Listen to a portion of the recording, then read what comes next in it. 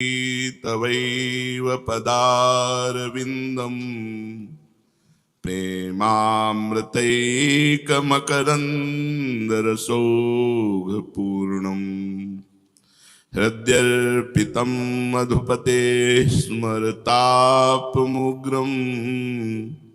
निर्वापयत् परम शीतलमाश्रयामि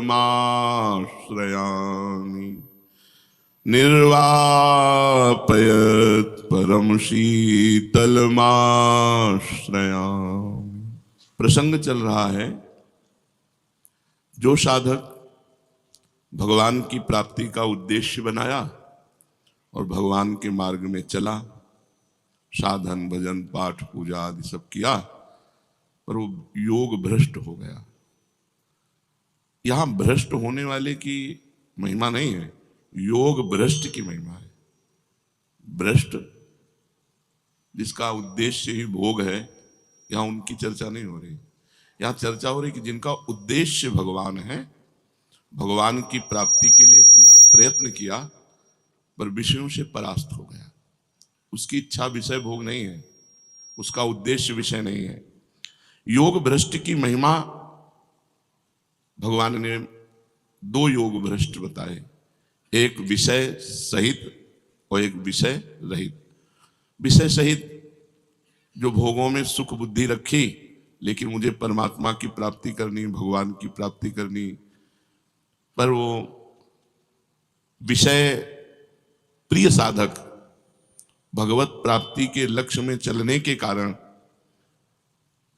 भ्रष्ट तो हो गया, पर उसकी परमार्थिक उन्नति नहीं रुकी। जब उसका शरीर पूरा हुआ तो स्वर्ग आदि लोकों में जाकर के भोग भोगा, फिर श्रीवान धनवान कुलवान के यहां जन्म हुआ, राजवैभव सब। पूर्व साधन फिर उसका चला, वो परमात्मा की तरफ खिंचा। भगवान ने कहा, प्रयत्नाद्यत मानस्तु योगी संशुद्ध किल्बिषः अनेक जन्म संसिद्धस ततो याति पराम गतिम। अनेक जन्म का तात्पर्य यहां 10-20 जन्म से नहीं है, सिर्फ एक जन्म से है। अब वो इस जन्म में फिर भूल कर बैठा। इसमें आगे लिखा हुआ है, तीसरे अनेक जन्म संसिद्धिम का तात्पर्य है 3 जन्म में उसे भगवत प्राप्ति हो ही जाएगी। जैसे भरत जी को, भरत से हिरन और हिरन से ब्रह्मबोध संपन्न महापुरुष। ये उसकी गति बताई जा रही है, जो विषय भोग ना चाहते हुए बलात् विषयों ने उसको परास्त कर दिया है। और एक है कि वैरागी है, पूर्ण वैरागी है, भगवत लक्ष्य बनाया पर भजन पूरा नहीं हुआ, मृत्यु हो गई और उसे भगवत प्राप्ति नहीं हुई, तो उसे श्रीवान कुलवानों के यहां जन्म नहीं मिलेगा, उसे स्वर्ग नहीं जाना होगा, वो सीधे योगियों के कुल में जन्म होगा, जिसे भगवान कह रहे बड़ा दुर्लभ है। बचपन से ही भगवत साधना और विषय तो पहले ही जन्म में उसने राग त्याग दिया, तो इस जन्म में बहुत जल्दी वो सिद्ध हो जाता है, बहुत जल्दी भगवत प्राप्ति कर लेता है। तो भगवान ने जब योग की महिमा कही, तब ये कहना ही पड़ा कि कौन सा योगी। तो भगवान कह रहे हैं, हम जिस योगी की बात कह रहे हैं वो तपस्वियों से भी अधिक होता है, ज्ञानियों से भी अधिक होता है, और कर्म योगियों से भी अधिक होता है। तपस्विभ्योऽधिको योगी ज्ञानिभ्योऽपि मतोऽधिकः कर्मिभ्यश्चाधिको योगी तस्माद्योगी भवार्जुन। तपस्विभ्यो अधिको योगी, भगवान को जो पसंद योगी है, जिस योग की बात आगे कहेंगे, कह रहे हैं वो योगी तपस्वियों से भी अधिक बड़ा है। तपस्वी जो अपनी तपस्या का प्रदर्शन दिखाते हैं समाज में, इतने वर्ष खड़े रहे, इतने वर्ष अमुक तपस्या, इतने वर्ष जल में, इतने वर्ष अग्नि तापना, रिद्धि सिद्धि आदि की पाने की लालसा, संसारिक सम्मान, संसारिक कीर्ति, रुपया पैसा, और तपस्या कर रहे हैं। ऐसा नहीं, तपस्या में कमी नहीं, वो तपस्वी है, पर रिद्धि सिद्धि प्राप्ति के लिए सर्दी गर्मी सहना, भूख प्यास सहना, बड़ी कड़ी तपस्या सहना, इन तपस्वियों से वो श्रेष्ठ है योगी। कौन सा योगी, आगे बताएंगे। ज्ञानिभ्योऽपि मतोऽधिकः, ज्ञान योगी से भी बढ़कर के वो योगी है, जिसकी भगवान आगे चर्चा करेंगे। यहां ब्रह्मबोध संपन्न ज्ञानी की बात नहीं कर रहे, यहां शास्त्र ज्ञानी की बात कर रहे हैं कि शास्त्रों का ज्ञान है, वेदांत का ज्ञान है, वो प्रवचन करता है, दूसरों को समझाता है, लेकिन मान प्रतिष्ठा चाहता है, यश कीर्ति चाहता है, लोक सम्मान चाहता है, लोक ऐश्वर्य और भोगों में मस्त है, तो ऐसे ज्ञानियों से भी वो श्रेष्ठ है योगी, ज्ञान योगी से भी श्रेष्ठ है योगी। कर्मिभ्यश्चाधिको योगी, जो कर्म योगी है उनसे भी श्रेष्ठ है। इस लोक में राज सुख मिल जाए, धन संपत्ति मिल जाए, सुख आराम मिल जाए, बड़े बड़े भोग मिले, मरने के बाद ऊंचे लोकों में स्वर्ग में जाकर भोग भोगे, ऐसा उद्देश्य रखकर जो कर्म करते हैं उन कर्म योगियों से भी श्रेष्ठ है योगी। तीन योगियों की चर्चा की, तपस्वी योगी, ज्ञान योगी और कर्म योगी। इन तीन योगियों से भी बड़ा है वो योगी, तस्मात् योगी भवार्जुन, हे अर्जुन तुम वो योगी बनो जो मेरे मत में योगी है। भगवान आगे कह रहे हैं, योगिनामपि सर्वेषां मद्गतेनान्तरात्मना श्रद्धावान भजते यो माम सामे युक्त तमो मतः। बहुत सुंदर बात भगवान ने कही। यही अपने लोगों की बात है, जो अपने लोगों की बात है वो इस श्लोक की बात है। पीछे जो आप लोगों ने सुना कि भ्रष्ट हो जाने पर वो अन्य लोगों के भोगों को भोगने के बाद, श्रीमान कुलों में जन्म लेने के बाद, हो सकता है एक जन्म और लेने के बाद तब भगवत प्राप्ति हुई। अपने लोगों की नहीं, अपने शरणागत हैं, अपने योगी नहीं है, न तपस्वी हैं, न ज्ञानी हैं, न कर्मयोगी हैं, अपने शरणागत जन हैं। अजात पक्षा युमातरम खगा, जैसे छोटा सा बच्चा घोंसले में बैठे अपनी माँ की बाट जोता है, ऐसे हम प्रियालाल की कृपा के पात्र हैं। हम उनकी कृपा से चल रहे हैं, हम उनका जस गाते हैं, उनका नाम जप करते हैं, उनकी जूठन पाते हैं, उनके धाम के वासी, उनके आश्रित हैं। हमको ये गतियां नहीं मिलेंगी। हमसे अगर चूक भी हो जाएगी तो हमारी श्री जी का स्वभाव है, अवगुण करे समुद्र सम गनत न अपनो जानी, राई के सम भजन को मानत मेरु समान। राई बहुत छोटा दाना होता है, अगर थोड़ी भी सेवा बन गई, थोड़ा भी भजन बन गया तो हमारी प्रियाजू से सुमेरु पर्वत के समान मानती, और अगर पाप बन गया समुद्र के समान तो मानती ही नहीं है। इसलिए हमारा अगला जो जन्म है वो नहीं होगा। हम इसी जन्म में प्रियाजू को प्राप्त करेंगे, क्योंकि हम अपनी साधना के बल से नहीं चल रहे। मेरे बल से वृंदावन रानी, हम इनके सहारे चल रहे हैं। हम शरणागत हैं, हम तपस्वी योगी नहीं है, हम कर्म योगी नहीं है, हम ज्ञान योगी नहीं है, हम प्रेम योगी हैं। प्रियालाल के चरणारविंद की शरण में है, जो शरणागत के अभय करके उसके सारे अपराधों को न मानते हुए, मानती ही नहीं, क्षमा करने की बात जाने दो, अवगुण करे समुद्र सम, एक दो अपराध नहीं किए, सैकड़ों पाप किए इसने, बोले मानती ही नहीं कि इसने किया है। ऐसी हमारी प्रियाजू है। अवगुण करे समुद्र सम गनत न अपनो जाने, ये मेरा है। अपने यहां प्राय इस बात की जय है कि हम श्री जी के हैं, हम लाडली जी के हैं। हमारा साधन भजन क्या है? उच्छिष्टामृत भुक्त वैव चरितम श्रणवस्त वैव, नाम का जप करना, उनके चरणों के आश्रित रहना, बस इतना ही हमारा जीवन है।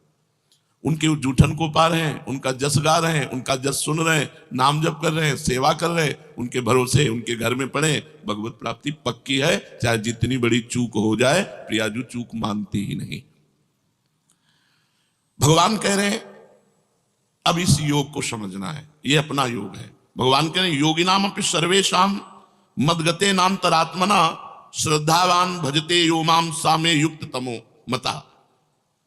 संपूर्ण योगियों में जो श्रद्धावान भक्त हैं, मुझ में तल्लीन होकर भजन में लगे हुए हैं, जो मेरा भजन करते हैं, बस मेरे मत में सर्वश्रेष्ठ योगी वही है। तपस्वियों से भी, ज्ञानियों से भी और कर्मयोगियों से भी भगवान ने श्रेष्ठ योगी कहा भजन करने वाले को। केवल एक ही काम है, ये सब भजन के अंतर्गत आता है। लीला गायन, लीला श्रवण, नाम कीर्तन, ठाकुर सेवा, ये सब संत सेवा, संत संग, ये सब भजन के अंग हैं। संपूर्णता को भजन कहते हैं। योगिनाम अपि सर्वेषाम, जितने योगी वर्णन किए गए शास्त्रों में, जिनमें भगवान ने कर्म योग, ज्ञान योग और तपस्या योग का वर्णन किया, वैसे और भी योग हैं। सांख्य योग, हठ योग, मंत्र योग, लय योग, बड़ी साधनाएं शास्त्रों में वर्णन की गई हैं। भगवान कहते हैं, क्योंकि भगवान के लिए ही सारे योग हैं, तो भगवान कह रहे हैं मेरे मत में, तो सबसे बढ़िया भगवान ही का तो मत हुआ। मेरे मत में योगिनाम अपि सर्वेषाम मद्गते नान्तरात्मना, श्रद्धावान भजते यो माम सामे युक्त तमोमता। इन सब योगियों से, तपस्वियों से, कर्म योगियों से, सांख्य योगियों से, लय योगियों से, और भी जो हठ योग हैं, इन सबसे श्रेष्ठ है मेरा भक्त योगी, जो निरंतर भगवान के भजन में लगा हुआ है। या श्रद्धावान, जो मेरे में केवल श्रद्धा करता है, योगों पे नहीं, योग पे नहीं, उसका योग से कोई मतलब नहीं, उसको मेरी प्रिया जो, मेरे लाल जो, दुनिया से मतलब नहीं, अपने प्रियालाल को हृदय से लगाए, हर समय उन्हीं को कीर्तन सुनाना, उन्हीं को पद सुनाना, उन्हीं को भोग लगाना, उन्हीं के सामने नाचना गाना, उन्हीं के चरणों में सो जाना, उन्हीं के चरणों का चिंतन करते उठना, ये श्रद्धावान योगी है जो भगवान जी से पसंद करते हैं। मेरे पर श्रद्धा और विश्वास करता है और जिसके भीतर मेरी मात्रा है, साधना की नहीं। मेरे भगवान, मेरी प्रिया जो मेरा कल्याण कर देंगी, मेरी प्रिया जो मुझे मिलेंगी, मेरी प्रिया जो मुझे जैसे नीच को भी अपना बनाएंगी। उसके अंदर केवल एक वृत्ति है, प्रियालाल। मैं ये साधन कर रहा हूं, इसके बल से भगवत प्राप्ति, वो मार्ग दूसरा हो गया। मैं भरोसे में हूं प्रियालाल के, वो अंदर की बात। उसकी सत्ता और महत्ता केवल प्रभु में। ऐसा वो श्रद्धावान भक्त मेरे में लगे हुए मन से मेरा भजन करता है, तो मदगते नान्तरात्मना माम भजते। भगवान कह रहे हैं मैं जो निर्णय कर रहा हूं सबसे बड़ा निर्णय है। भगवान का निर्णय सबसे बड़ा निर्णय है। भगवान कह रहे हैं जिसने मेरे में चित्त लगा दिया, मेरा आश्रय ले लिया और मेरा भजन कर रहा है, यो माम सामे युक्त तमोमता, मेरे मत में सबसे बड़ा योगी वही है। जब इस तरह से हमारा हृदय कि मैं प्रियालाल मेरे, इसके बीच में कोई नहीं होना चाहिए, रुपया पैसा रिश्तेदार नातेदार कोई नहीं, मैं अकेला, केवल मेरे भगवान और मैं प्रभु का। बस अंतर में देखो, कोई मेरा नहीं होना चाहिए, सब कोई होते हुए भी मेरा कोई नहीं होना चाहिए। मेरे सिर्फ प्रभु और मैं प्रभु का, ये सबसे बड़ा योग है। तब मन स्वतः ही भगवान में लग जाता है, भगवान में अपनापन हो जाता है, प्रियालाल से अपनापन हो जाता है। अपने प्रियालाल, अपने ठाकुर जी, अपनी श्री जी, ऐसा नहीं लगता कि मतलब कोई और, अपनी श्री जी, अपने प्रियालाल। इसीलिए सबको सेवा रखनी चाहिए, जिससे अपनी सेवा में हम इतने तन्मय रहें कि सेव्य से प्रीति हो जाए। कल एक रोकर एकांतिक में साधक कह रहा था कि मुझे सबसे बड़ी चिंता है कि हमारे मर जाने के बाद हमारे ठाकुर जी की सेवा कौन करेगा। बस यही चिंता खाए जा रही। हम कहा यही चिंता तुम्हें प्रभु से मिला देगी। यही चिंता प्रभु की सुख के लिए सोचना कि अभी तो मैं ये कर रहा हूं, और जब मेरा शरीर छूट गया तो मेरे ठाकुर को कौन भोग लगाएगा, कौन पवाएगा, कौन आरती करेगा, कौन शयन कराएगा। ये जो चिंता है ना, यही भगवान प्यार देखते हैं और इसी प्यार से मंगल हो जाता है। उसका स्वाभाविक मन लग जाता है प्रभु में, स्वाभाविक मन। 4 फूलों की सैया लगाकर देखो, रोज रात्रि में जब शयन कराओ, सुंदर 4 राय बेल के फूल डाले, गुलाब की पंखुड़ियां डाली, कोमल एक वस्त्र उसके ऊपर बिछा दिया कि फूल चुभे ना, क्योंकि फूल से भी सुकुमार हमारे प्रियालाल हैं। और ऐसे शयन कराओ, फिर देखो कैसा सुख मिलता है। फिर चरण चापो, देखो कैसा सुख मिलता है। भगवान इसी को कह रहे हैं मेरे मत में सर्वश्रेष्ठ योगी है। वो खाते पीते उठते बैठते चलते फिरते सोते जागते सभी क्रियाओं में भगवान का नाम जप करता है, भगवान का चिंतन करता है, उसका मन भगवान में लगा रहता है। जो केवल प्रभु का हो जाता है, मैं केवल प्रियाजू का हूं। जिसका मन व्यक्तिगत कोई अस्तित्व तो नहीं रखता, प्रियाजू के लिए, ये फूल प्रियाजू के लिए, ये इत्र प्रियाजू के लिए, ये भोग प्रियाजू के लिए, जो देखा वो सब प्रियाजू के लिए, अपने लिए भूल गया, ये सबसे बड़ा योगी है। अपनी चाह भूल गया, अपनी प्रियालाल के सुख के लिए उसकी व्यक्तिगत कोई चाह नहीं होती।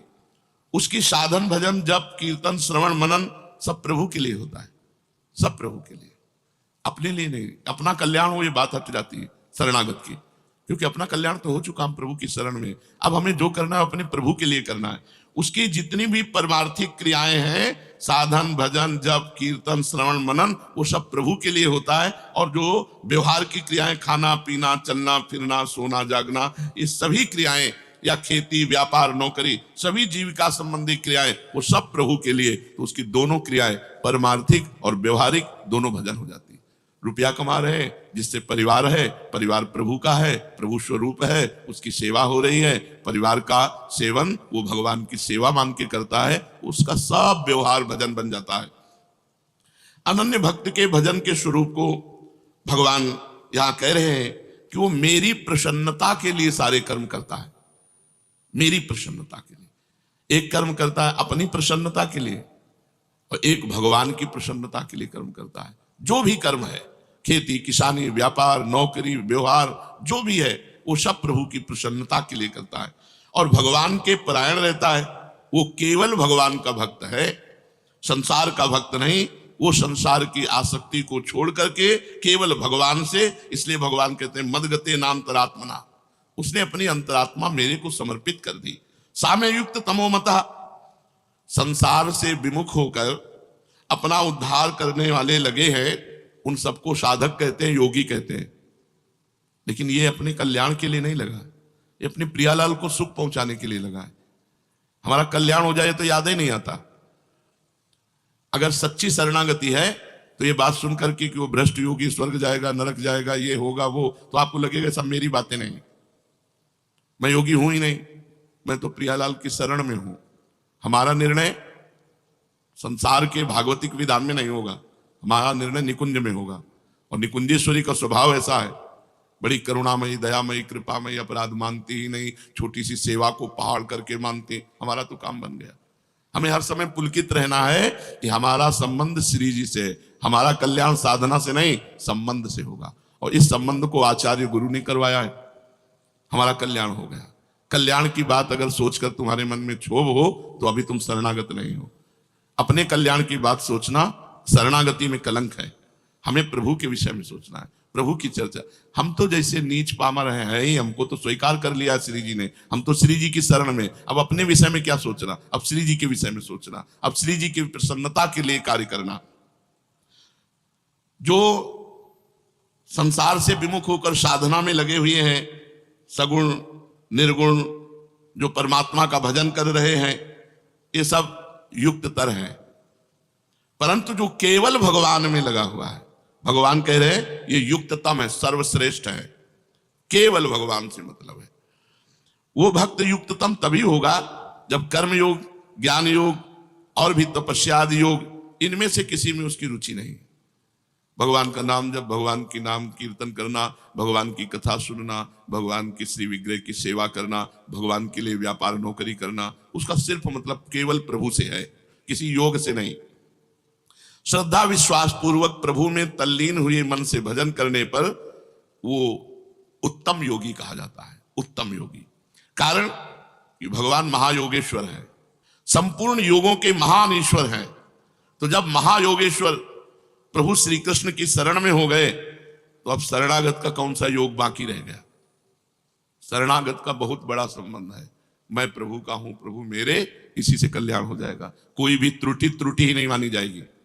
कोई त्रुटि, कोई अपराध, कोई पाप उसको भगवत प्राप्ति से नहीं रोक सकता। इसका मतलब ये नहीं कि वो मनमानी आचरण करता है, नहीं, वो तो अपना मन प्रभु में लगा रहा है। अगर कहीं त्रुटि हो गई, अगर कोई गलती हो गई, कोई आसक्ति कर बैठा, तो भगवान उसकी सब इन गलतियों को क्षमा करके मानते ही नहीं और अपनी शरणागति के बल से उसका कल्याण करते हैं। युक्ततम भक्त कभी योग भ्रष्टों की गति में नहीं जाता। शरणागत भक्त कि उसका दोबारा जन्म होगा कुलवान धनवान या योगियों के कुल में, नहीं, इसी जन्म में। ये शरणागति की विशेष महत्ता है। भगवान ये मेरी शरण में है, भगवान देखते हैं। कारण कि उसका मन भगवान में लगा है, भगवान भी उसको कभी नहीं छोड़ते।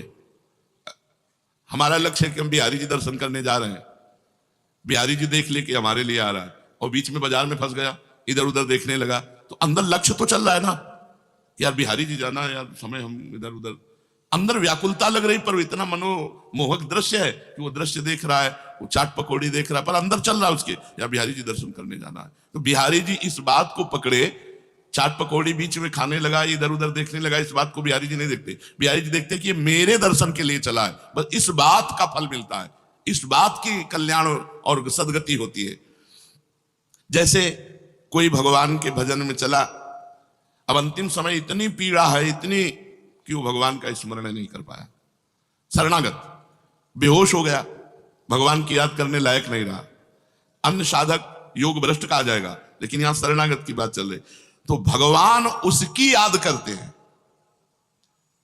वो योग भ्रष्ट कभी हो ही नहीं सकता। ततस्तम म्रियमाणम तो काष्ठ पाषाण सन्निभम अहम स्मरामि मद भक्तम नयामि परमाम गतिम। ये है बहुत बढ़िया बात।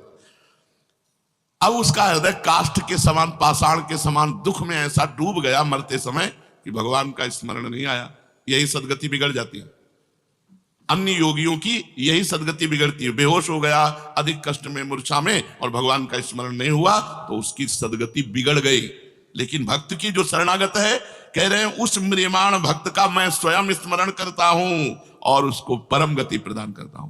अंतिम समय भक्त स्मरण करे तो सदगति, और भक्त मतलब जो और योगी है स्मरण ना करे तो उसकी गति बिगड़ जाएगी। लेकिन जो शरणागत है उसकी नहीं बिगड़ेगी, वो स्मरण करे न करे भगवान उसका स्मरण करते हैं और उसको परम गति की प्राप्ति होती है। उस पंक्ति में अपने लोग बैठे हैं, अपने लोग इसी पंक्ति में बैठे, शरणागति की पंक्ति में बैठे हैं। कितनी बढ़िया बात है कि अंत समय यदि हमारे से स्मरण नहीं हुआ तो हमारा स्मरण हमारी प्रियाजू कहेंगे और कहेंगे बुला उसको। अन्य कोई गति नहीं हो सकती। अब अपने लोगों की अन्य कोई गति नहीं, योग भ्रष्टों वाली गति नहीं। हाँ, पर अन्य भी कितनी सुविधाजनक है कि अगर वो भ्रष्ट भी हो गया है तो दिव्य लोकों के भोगों को भोग कर श्रीवान कुलवानों के कुल में जन्म होना। तात्पर्य है कि एक बार जो संसार से विमुख होकर भगवान के सन्मुख हो गया, एक बार भगवान की शरण ले ली, जिसको अपने बल का अभिमान नहीं, जिसको अपने उद्योग प्रयत्न का, बिल्कुल एक एक बात समझते जाओ, अपना कोई बल नहीं कि हम भगवत प्राप्ति कर सके, हमारा कोई उद्योग नहीं है, प्रयत्न नहीं है, हम इतने प्रयत्नशील नहीं कि हम भगवत प्राप्ति कर लें, और जिसको अपनी साधना का सहारा नहीं, केवल विश्वास प्रभु का है, उसका परम कल्याण हो गया, वो भगवत प्राप्ति कर ले। अपने लोग इसी लाइन में है, ना अपनी कोई साधना, ना अपना कोई प्रयत्न है, ना अपना कोई बल है, अब तो प्रियाजू के सहारे हैं, जैसे प्रियाजू चलावे। ऐसे भक्त को कभी योग भ्रष्ट नहीं होना पड़ता, क्योंकि वो प्रभु पर निर्भर है, उसके अंतःकरण में भगवान का आश्रय है, साधना का नहीं, प्रयत्न का नहीं, अपने उद्योग प्रयत्न का नहीं, उसे भगवान का भरोसा है, अपने पुरुषार्थ का सहारा नहीं, अपनी साधना पर विश्वास नहीं, उसको भगवान की कृपा पर विश्वास है। इसलिए योग भ्रष्ट उसे कहते हैं जिसे अपनी साधना पर विश्वास है, जिसे अपने प्रयत्न पर विश्वास है, और ये भगवान पर विश्वास करता है शरणागत भक्त। अंतःकरण में भोगों का महत्व होने से प्रभु का ध्यान छूट जाता है, मन संसार में चला जाता है। अगर ऐसे समय में प्राण छूटते हैं तो कोई भी साधक हो उसका संसार में जन्म होगा, उसे योग भ्रष्ट कहते हैं। लेकिन जो भगवान का शरणागत है उसका नहीं, क्योंकि अंतिम समय भगवान उसका स्मरण करते हैं, इसलिए वो योग भ्रष्ट हो ही नहीं सकता, वो भगवत प्राप्ति करे। अपने लोग उसी पंक्ति में बैठे, अपनी साधना इसी बात की है। अगर अपने बल का सहारा विश्वास और अभिमान ना हो और संसार में मन जाए तो भगवान का भरोसा है तो योग भ्रष्ट नहीं माना जाएगा। फिर सुन लो इस बात को, अपने साधन का, प्रयत्न का भरोसा नहीं है, भरोसा प्रभु का है, प्रियाजू का, और मन खूब संसार में जा रहा है, उसका मन संसार में जा रहा है, वो अंतिम समय भी संसार में चला गया, तो वो योग भ्रष्ट नहीं होगा, क्योंकि प्रियाजू इसका स्मरण करेंगे और वो प्रियाजू के पास पहुंच जाएगा। अपने लोग बेपरवाह रहिए, हम श्यामाजू केवल अभिमानी, टेढ़े रहे मोहन रसिया सो बोले अटपट बानी। ये बात बैठाल लो, हृदय में बैठालने की है। अब हमारा अंतिम नहीं बिगड़ेगा, क्योंकि अंतिम में प्रियाजू हमें याद करेंगी। जीवन में जितना बनता है हम श्यामा प्यारी रट रहे हैं, और जब हम रटने लायक नहीं रहेंगे तब श्यामा प्यारी हमारी स्मृति करेंगी और हमारा मंगल हो जाएगा। कारण कि ऐसी अवस्था में मन तो संसार में चला गया, लेकिन आश्रय भगवान का है, इसलिए आश्रय से उसका कल्याण हो गया। उसने साधना का आश्रय नहीं लिया था, उसने प्रभु का। ये बहुत मीठी बात है, बहुत अमृतमयी बात है, क्योंकि उस समय हमारे बस की बात नहीं रहती। हमारे बस की बात तो अभी भी नहीं है, जब मन जहां चाहता है वहां चला जाता है। तो उस समय, अंतिम समय जब हमारा आएगा, उस समय मेरे बस की बात नहीं, तो उस समय प्रियाजु स्मृति करके हमारा परम कल्याण, परम मंगल करती है। ऐसे निर्भर भक्त का चिंतन भगवान स्वयं करते हैं, जिससे वो योग भ्रष्ट ना होकर भगवत प्राप्त हो जाता है। जय हो। संसार का संबंध विच्छेद होने से योगी बंधन मुक्त होता है, लेकिन ये संसार का चिंतन करने पर भी भगवान को प्राप्त होता है। ये खास बात है शरणागति की। अंतिम समय संसार का चिंतन चला गया, लेकिन आश्रय किसका है? प्रियाजू का। अंदर आश्रय प्रियाजू का, प्रभु का आश्रय, तो इसका परम कल्याण आश्रय से हुआ, मन आने जाने से नहीं। ये है शरणागति की विशुद्ध महिमा। वो निर्विकार परम सुख, परम शांति, परम आनंद का अनुभव करेगा। उसकी पूर्णता में कभी कोई कमी नहीं हो सकती, क्योंकि अंतरात्मा से उसने प्रभु का आश्रय लिया है। ये भगवान जो ये कह रहे हैं, मदगते अंतरात्मा, जिसने अंदर से मेरा आश्रय ले लिया, इसी तभी हमने कई बार सत्संग में कहा है, भगवत प्राप्ति आश्रय से होती है। अंदर का जो आश्रय है वो भगवान देखते हैं। भगवान के साथ जो अपनापन है, जो भगवान के प्रति भाव प्रकट हो गया है, वो भाव उसका परम मंगल कराता है। तो भगवान तपस्वियों से भी अधिक योगी, ज्ञानियों से भी अधिक योगी और कर्मयोगियों से भी अधिक योगी बताया किसको? जो निरंतर भगवान के भजन में डूबा हुआ है, जिसका आश्रय केवल श्री भगवान है, अन्य कोई है ही नहीं। भगवान कह रहे मय्यासक्त मनाः पार्थ योगम युञ्जन मदाश्रयः असंशयं समग्रम माम यथा ज्ञास्यसि तच्छृणु। हे पृथानंदन, मुझ में आसक्त मन वाला, अगर नहीं हो पाया आसक्त मन वाला, तो मदाश्रय का अभ्यास करता है, तो तू मेरे जिस समग्र रूप को निसंदेह जिस प्रकार जान सकेगा, उसको उसी प्रकार से सुन। मैं आसक्त, मेरे में ही जिसका मन आसक्त हो गया है। देखो, खास बात देखी जाती है, जैसे हृदय से हमारे लोगों का लक्ष्य भगवत प्राप्ति है, प्रियाजू है। अब बीच में हम किसी भी में फंस जाते हैं तो फंसना नहीं माना जाएगा। वो तो रास्ते में हो, तो जो प्रभु है वो देख रहे हैं कि चला मेरी तरफ है, इसका लक्ष्य मैं हूं, इसका आश्रय मैं हूं, पर मेरी दुरंत माया है, ये आकर्षित हो गया, तो मेरी ही तो माया है, इसलिए भगवान से। अगर जो साधक मय्यासक्त मना, प्रभु में ही जिसका मन आसक्त हो गया है, सारा स्नेह बटोर करके प्रभु के चरणों में सबकी ममता ताग बटोरी, मम पद मन बांध बर डोरी, ये मय्यासक्त मना है। माता पिता भाई बंधु रिश्ते नाते, यहां तक कि अपने शरीर की भी ममता का त्याग करके केवल प्रभु के चरणों में, उसे मय्यासक्त मना कहते हैं। चिपक गया मन प्रभु में, स्वाभाविक प्रभु में मन लग गया, तो उसको भजन तो करना नहीं पड़ता, स्वाभाविक भजन होता है, क्योंकि उसकी आसक्ति प्रभु में हो गई है। स्वाभाविक मेरी याद आती है, उसको कभी विस्मृति नहीं होती, मैं चाहता हूं कि तू ऐसा बन। मय्यासक्त मना पार्थ, पार्थ मेरे आसक्त बन। उत्पत्ति विनाशशील वस्तुओं का शब्द स्पर्श रूप रस गंध का आकर्षण तभी मिटेगा जब मय्यासक्त मना होगा, जिसका मन प्रभु में आसावई मना कृष्ण पदारविंदयो। जिसका इस लोक में शरीर के आराम, आदर सत्कार और नाम बड़ाई की, स्वर्ग आदि परलोक के भोगों की किंचन मात्र कोई प्रियता नहीं रह गई है। मय्यासक्त मना, शरीर के आराम की व्यवस्था, मान बड़ाई, नाम प्रणाम नमस्कार, लोक परलोक के भोग, इन सब से कोई प्रियता नहीं, मेरी तरफ खिंचाव है। ऐसे उपासक को मय्यासक्त मना कहते हैं। साधक कैसे भी प्रभु में लग जाए, वो मय्यासक्त हो ही जाएगा। अगर वो कहीं इधर उधर चलेगा ना, मन चलाएगा, तो उसको ऐसी ठोकर लगेगी कि अपने आप सही मार्ग में चलेगा, पक्का मान लो। जिससे आसक्त होगा वही ऐसे वचन कहेगा, वही ऐसी क्रिया कर देगा कि उसका मन हो जाएगा, अरे मैं तो परमार्थ छोड़कर, भगवान छोड़कर इसके लिए आसक्त हो रहा हूं, ये हमें क्या। वो अपने आप सही रास्ते में आ जाएगा।